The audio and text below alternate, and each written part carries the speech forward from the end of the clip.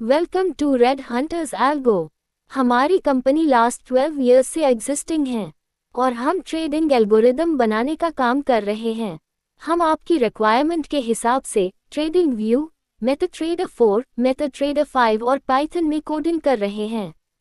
हमारे पास इंडिया के कई क्लाइंट हैं जो अपनी ट्रेडिंग स्ट्रैटेजी के हिसाब से हमारे पास कोडिंग करवाते हैं और एल्गो ट्रेडिंग कर रहे हैं। हमारी कंपनी के क्लाइंट की रिक्वायरमेंट के हिसाब से जिस एल्गोरिदम की ज़्यादा डिमांड रहती है उस हिसाब से हमने कुछ फेमस इंडिकेटर और ऑप्शन सेलिंग के लिए auto buy, auto sell trading software Python पर बनाए हैं। आज हम हमारे बोलिंगर बैंड ट्रेंड एल्गोरिथम के बारे में बात कर रहे हैं। आज हम रेड हंटर्स सॉफ्टवेयर में कैसे काम करना है इसके बारे में इंफॉर्मेशन आपको प्रोवाइड करेंगे। इससे पहले कुछ इंपॉर्टेंट इन्फॉर्मेशन समझ ले, जैसे कि ये ट्रेडिंग स्ट्रैटेजी में काम करने के लिए आपका ट्रेडिंग अकाउंट एंजल 1 में होना चाहिए। आप जब ये ट्रेडिंग सॉफ्टवेयर खरीदेंगे तब हमारा सेल्स रिप्रेजेंटेटिव एनीडेस्क के माध्यम से आपके पीसी या वीपीएस में ये सॉफ्टवेयर इंस्टॉल करेगा। हमारी कंपनी के किसी भी सेल्स रिप्रेजेंटेटिव के साथ आपके क्लाइंट आईडी के सिवा कोई और डिटेल शेयर नहीं करनी है और किसी और के साथ भी क्लाइंट आईडी के सिवा कभी कोई और डिटेल शेयर न करें। आपकी सभी डिटेल्स यानी एपीआई की 4 डिजिट पिन, TOTP, ये सब smartapi.angelabroking.com वेबसाइट पर अपना अकाउंट क्रिएट करके ये एपीआई की 4 डिजिट पिन, TOTP आपको मिल जाएगा। अकाउंट कैसे क्रिएट करना है उसका PDF हमारे पास उपलब्ध है और हमारी वेबसाइट पर भी उपलब्ध है। जब आप सॉफ्टवेयर खरीदेंगे उस टाइम आपको शेयर कर देंगे। अब हम आते हैं हमारे सॉफ्टवेयर की स्क्रीन पर। हमारे सॉफ्टवेयर के राइट साइड कॉर्नर में एपीआई की 4 डिजिट पिन और TOTP एंटर करना है, जो सिर्फ एक बार एंटर करना है, उसके बाद वो सॉफ्टवेयर में सेव हो जाएगा। सॉफ्टवेयर में सबसे पहला पैरामीटर है स्क्रिप्ट। वहाँ आपको अपना स्टॉक्स, इंडेक्स या कोमोडिटी का नाम लिखना है, वह चाहे ONGC, Nifty, bank Nifty, crude oil या गोल्ड, जिसमें भी आपको काम करना है वह स्क्रिप्ट का नाम आपको कैपिटल लेटर में ही लिखना है। सेकंड पैरामीटर है क्वांटिटी। यह आपको फ्यूचर और ऑप्शन में काम करना है तो आपको लॉट के हिसाब से क्वांटिटी एंटर करनी है। एग्जाम्पल के लिए अगर आप निफ्टी फ्यूचर में ट्रेड करना चाहते हैं तो क्वांटिटी में 25 एंटर करना है। क्रूड ऑयल में ट्रेड करना चाहते हैं तो क्वांटिटी में 100 एंटर करना है। जितने साइज का लॉट है उतना ही फिगर एंटर करना है। अगर आप इक्विटी में ट्रेड करना चाहते हैं तो आपको अपनी मर्जी के हिसाब से क्वांटिटी एंटर करनी है। थर्ड पैरामीटर है एक्सपायरी डेट। यह आपको फ्यूचर, ऑप्शन, कमोडिटी में काम करना है तो आपको स्क्रिप्ट की सही एक्सपायरी डेट इनपुट करनी है। अगर आप गलत एक्सपायरी डेट एंटर करते हो तो एल्गोरिथम स्टार्ट नहीं होगा। इक्विटी में काम करना चाहते हो तो एक्सपायरी डेट की आवश्यकता नहीं है। आपको दिए गए कैलेंडर में से सही एक्सपायरी डेट पर क्लिक करके डेट सिलेक्ट करें।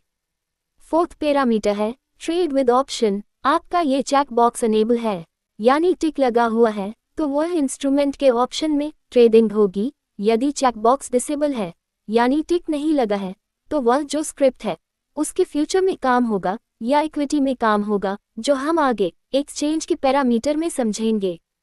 फिफ्थ पैरामीटर है स्ट्राइक प्राइस। आपका trade with option check box enable है यानी टिक लगा हुआ है तो वह इंस्ट्रूमेंट के ऑप्शन में ट्रेडिंग होगी। आपको जो भी स्ट्राइक प्राइस के ऑप्शन में ट्रेड करना है वह स्ट्राइक प्राइस एंटर करनी होगी। वही ऑप्शन में हमारा इंडिकेटर प्लॉट हो जाएगा। जब कंडीशन मैच होगी तो ऑटो बाय, ऑटो सेल हमारा सॉफ्टवेयर करेगा। सिक्स्थ पैरामीटर है कॉल ऑप्शन या पुट ऑप्शन। जिसमें आपको काम करना है वह ऑप्शन आपको सिलेक्ट करना है। अगर आपको कॉल ऑप्शन पर काम करना है तो CE पसंद करना है। अगर आपको पुट ऑप्शन पर काम करना है तो आपको PE पसंद करना है। सेवेंथ पैरामीटर है टाइम फ्रेम। इस पैरामीटर के अकॉर्डिंग आप जिस टाइम फ्रेम में काम करना चाहते हैं वही टाइम फ्रेम यहाँ पे एंटर करना है। एग्जाम्पल के तौर पर यदि आप यहाँ 5 लिखेंगे तो एल्गोरिदम 5 मिनट में रन होगा और 5 मिनट के कैंडल क्लोज का इंतजार करेगा और कैंडल क्लोज होने के बाद आपका इंडिकेटर वैल्यू चेक करके एक्शन लेगा।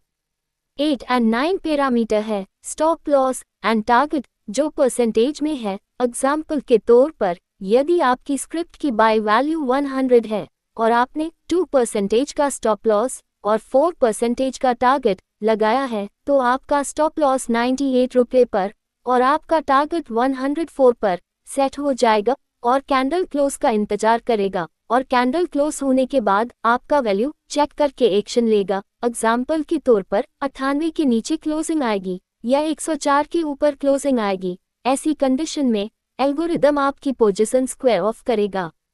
10th पैरामीटर है Bollinger band period and deviation. Bollinger band में 3 लाइन होती हैं, फर्स्ट अपर लाइन और सेकंड लोअर लाइन और थर्ड मिडिल लाइन, जिसमें अपर लाइन के ऊपर कैंडल क्लोज आने से बाय होगा और लोअर लाइन के नीचे क्लोज आने से सेल होगा। आप यहाँ अपने हिसाब से बोलिंगर बैंड पीरियड या लेंथ आप जो भी अपने हिसाब से रखना चाहते हैं वो आप यहाँ एंटर करें और अपने हिसाब से बोलिंगर डेविएशन आप जो भी अपने हिसाब से रखना चाहते हैं वो आप यहाँ एंटर करें। एग्जाम्पल के तौर पर यदि पीरियड या लेंथ 20 रखते हैं और डेविएशन 2 रखते हैं तो टाइम फ्रेम की कैंडल क्लोज होने के बाद वो बोलिंगर बैंड वैल्यू अपडेट होती रहेगी और एल्गोरिथम अपना काम करेगा। अब हम जा रहे हैं बाय के ऑप्शन पर। वहां अगर आपके बाय का चेकबॉक्स अनेबल है यानी टिक लगा हुआ है तो एल्गोरिथम बाय करेगा। यदि चेकबॉक्स डिसेबल है यानी टिक नहीं लगा है तो एल्गोरिथम बाय नहीं करेगा। अब हम जा रहे हैं सेल के ऑप्शन पर। वहां अगर आपके सेल का चेकबॉक्स अनेबल है यानी टिक लगा हुआ है तो एल्गोरिथम सेल करेगा। यदि चेकबॉक्स डिसेबल है यानी टिक नहीं लगा है तो एल्गोरिथम सेल नहीं करेगा। हमारे सॉफ्टवेयर की सबसे अच्छी बात यह है कि अगर आप सिर्फ बाय करके ही ट्रेड करना चाहते हैं और सेल का ट्रेड नहीं करना चाहते तो सिर्फ बाय चेकबॉक्स को इनेबल करें और सेल के चेकबॉक्स को डिसेबल करें। ऑन द कॉन्ट्ररी अगर आप सिर्फ सेल करके ही ट्रेड करना चाहते हैं तो और बाय का ट्रेड नहीं करना चाहते तो सिर्फ सेल चेकबॉक्स को इनेबल करें और बाय के चेकबॉक्स को डिसेबल करें। अगर दोनों चेकबॉक्स इनेबल है तो एल्गोरिथम बाय और सेल दोनों करेगा।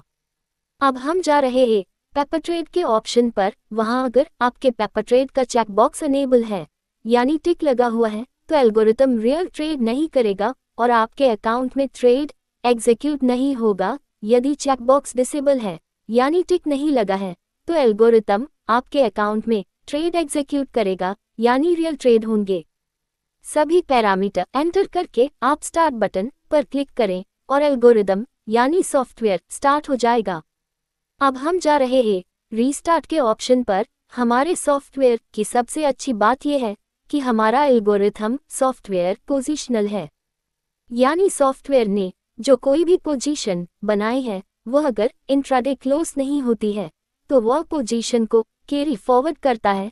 यदि आपने वो पोजीशन स्क्वायर ऑफ कर दी है, आपको रीस्टार्ट बटन को इनेबल करके यानी टिक लगाकर स्टार्ट बटन पर क्लिक करना होगा। आप पोजीशन 2 तरह से स्क्वायर ऑफ कर सकते हैं, या तो अपने मोबाइल से या तो हमारे सॉफ्टवेयर के स्टॉप बटन पर क्लिक करके। हमारे सॉफ्टवेयर यानी एल्गोरिथम में स्टॉप बटन दिया गया है, वो बटन प्रेस करने से एल्गोरिथम हमारी जो भी एग्जिस्टिंग पोजीशन है उसे स्क्वायर ऑफ कर देता है और एल्गोरिथम बंद हो जाता है। आप इम्पॉर्टेंट इन्फॉर्मेशन समझ ले, आपने स्टॉप बटन से या मैन्युअली जब भी पोजीशन स्क्वायर ऑफ की है तब रीस्टार्ट के ऑप्शन पर अनेबल करके यानी टिक लगाकर ही सॉफ्टवेयर यानी एल्गोरिदम स्टार्ट करना है, नहीं तो वो पुरानी पोजीशन के साथ ही स्टार्ट होगा। अब हम जानेंगे ट्रेडिंग पैनल के बारे में जो राइट साइड ऊपर कोने में है। यहाँ आपको buy open, sell open, buy price, sell price, buy target, sell target, buy stop loss, sell stop loss जैसे ऑप्शन है। जब भी एल्गो बाय करेगा तब उसके सामने ट्रू हो जाएगा और बाय प्राइस यानी जितने में परचेज हुआ है वो प्राइस डिस्प्ले हो जाएंगी। सेल साइड सेल में भी जब सेल ओपन होगा तब सेल ओपन के सामने ट्रू डिस्प्ले करेगा और sell price in sell target, sell stop loss display होंगी। इससे नीचे हमारे इंडिकेटर की वैल्यू डिस्प्ले होती है जो हमने टाइम फ्रेम सिलेक्ट की है, वो कैंडल जब क्लोज होगी तभी अपडेट होंगी। इससे नीचे हमारे सॉफ्टवेयर में LTP है, उसके सामने हमारी स्क्रिप्ट की रियल टाइम LTP शो करेगी।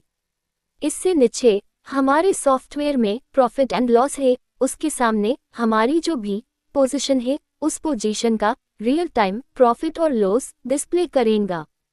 डिस्क्लेमर, सॉफ्टवेयर को डेटा आपके ब्रोकर के API थ्रू मिल रहा है, उस हिसाब से सभी वैल्यू अपडेट होती है। इसमें कई बार लेट डेटा या डेटा स्टॉपेज भी आ सकता है, इसके लिए हम जिम्मेदार नहीं है। इससे इंडिकेटर वैल्यू और प्राइस में थोड़ा वेरिएशन आ सकता है।